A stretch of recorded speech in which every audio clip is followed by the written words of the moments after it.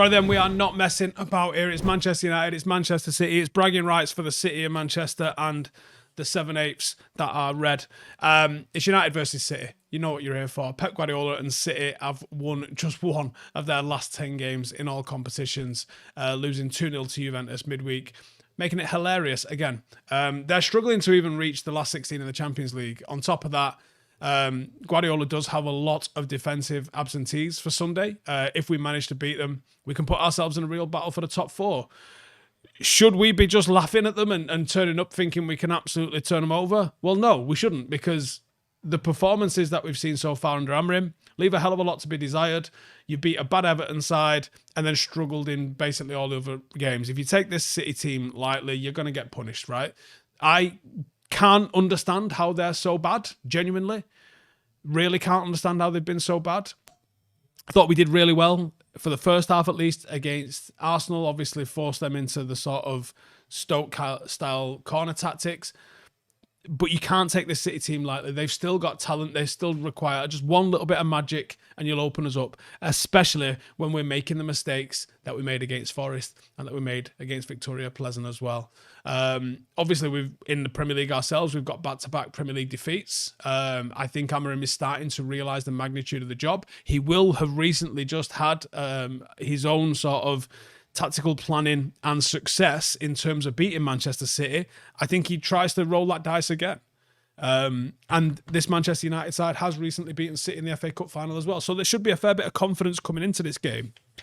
And I think United have got the squad that can go and beat them. It requires people to play well. It requires people to play well, and probably better than they have been playing, better than they have been as well. Now, Manchester City are going to play with the sort of the 4-3-3, the 4-2-3-1 that looks like a 3-4-1-2, 3-2-5 in possession. When they get into the final third, they put a player in every one of the channels and they look to rotate. You'll see a fullback inverting, Rico Lewis generally, but he is suspended for this game, so it'd be interesting to see who he actually goes with. I mean, this isn't a small squad. It's one of the most expensively assembled squads the world football's ever seen. They'll come with decent options.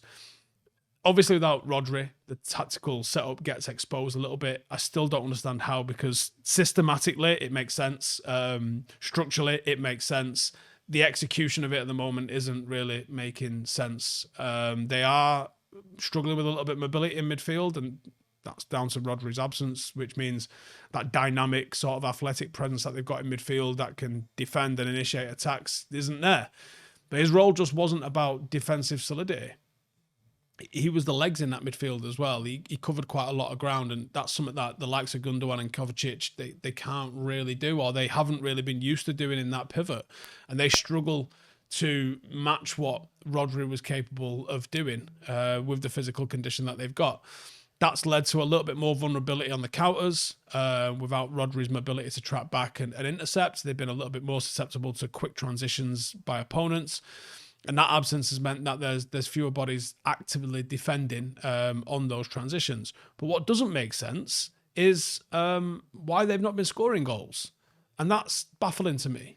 You know, off the ball, yep, okay, I get that. But even, I think Gundogan's a wonderful footballer, or at least he was. Rodri's ability to take the ball under pressure it's not quite Busquets, but it's really up there, isn't it? What they're playing in midfield seems to lack the ability to do that. But where's everybody else? Where's all this world-class talent that people were telling us is the best ever? Pep has to adapt, and I'm sure he will adapt at some point. He's going to use players either out of position. Why he's not gone with John Stones or Akanji sort of in a midfield role, which he was getting so much credit for last season, to sort of compensate for the lack of mobility in defensive cover, I don't know. There isn't a like-for-like replacement for Rodri, but like, I saw Fergie play midfield with the De Silva twins and Darren Gibson in there, and Cleverley and Anderson have still put up, not losing the amount of games that City and Pep are losing. The lack of mobility is the biggest issue for them. The lack of goals is baffling, and I don't fully understand it, to be honest with you. In terms of the star man, Kevin De Bruyne. he's still the biggest concern, I think. If he gets any sort of space, he can orchestrate. He is the big provider and creator for Haaland. If he has a good game, Haaland has a good game. If Haaland has a good game, he scores 2 or 3 goals. He is one of the best passers in the final third in world football, and he's capable of creating something out of absolutely nothing. If you stop him, City become a lot easier to defend against. In terms of United, I have gone with a little bit of a similar setup to what we saw Thursday night in terms of I've gone with a back 5. I think we're going to play off the back foot in this one, and I think it suits us. I've gone with a little bit of quality in midfield, and then I've gone with what I think is probably our best options up front. So that would be Onana. I've gone with Yoro, which might be a surprise to some. He may go for Maguire for the aerial threat and to try and sort of contain Haaland and De Bruyne's crosses to the back stick for Haaland. I wouldn't necessarily be mad at that. But I've gone with Yoro, De Ligt, and Martinez. I've gone with Mazraoui and Delo. I wouldn't play Delo if I had another option because I think he's in terrible form at the moment, but I don't think we have another option, so I'm playing Delo. I go with a midfield 2, Ugarte and Mainu. And I go with Ahmad, Højlund and Bruno as the attacking 3. And I think this can beat Manchester City.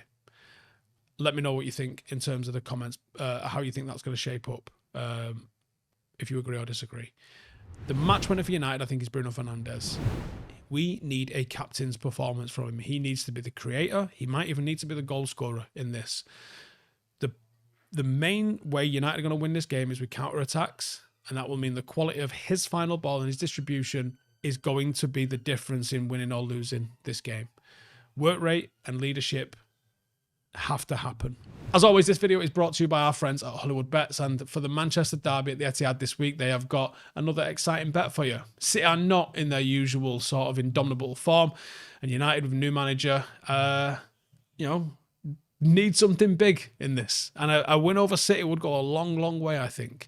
Might be the perfect time to face them.